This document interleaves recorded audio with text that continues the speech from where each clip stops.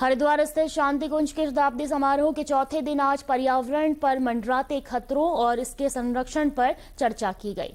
वक्ताओं ने कहा कि जलवायु परिवर्तन का असर मानव जाति पर पड़ रहा है। इसके लिए पर्यावरण व वातावरण का संरक्षण जरूरी है। हमें नदियों को प्रदूषित होने से बचाना होगा। अधिक से अधिक पेड़ लगाकर पर्यावरण को शुद्ध किया जा सकता है। वक्ताओं ने सचेत किया कि यदि समय रहते लोग जागरूक नहीं हुए तो आने वाले दिनों में दिल्ली और अन्य महानगरों की तरह लोगों को प्रदूषित हवा में सांस लेनी पड़ेगी। इस अवसर पर योग गुरु स्वामी रामदेव और आचार्य महामंडलेश्वर अवधेशानंद गिरी ने विचार व्यक्त किए। उन्होंने शांति कुंज के योगदान का भी उल्लेख किया।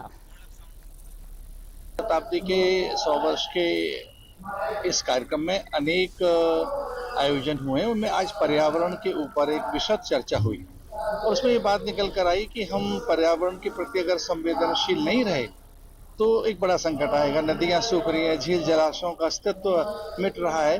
तो हमने आज ये बात कही कि हम रिड्यूस, रीयूज और रिसाइकिल की ओर बढ़ें और पेड़ लगाएं।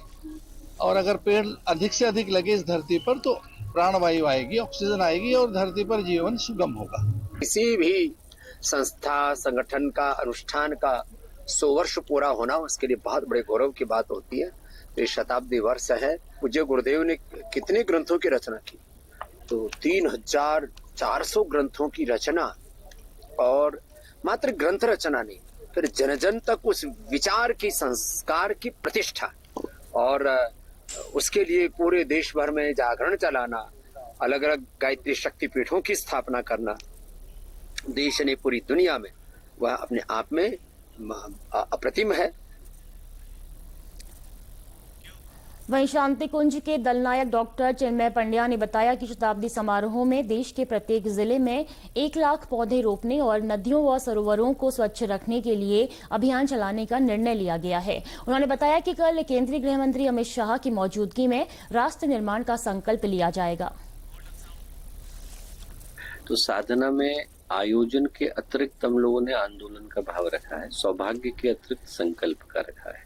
आज संकल्प के दिशा में देखें तो पहला महत्वपूर्ण संकल्प था पर्यावरण वातावरण की शुद्धि का संकल्प। और इस अवसर पर आज गायत्री परिवार के हजारों हजार कार्यकर्ता आप स्वयं ही देख रहे हैं, जो भारत के ही नहीं बल्कि विश्व के कोनों कोनों से आए हैं।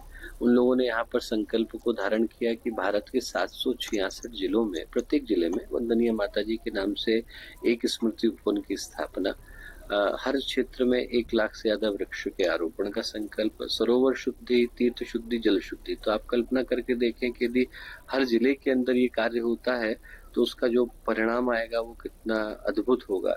माननीय गृह मंत्री जी आ रहे हैं, तो अब ये आज सुबह पर्यावरण का संकल्प, शाम को समाज निर्माण का संकल्प, कल राष्ट्र निर्माण का संकल्प, तो उनकी उपस्थिति में राष्ट्र निर्माण का संकल्प होगा।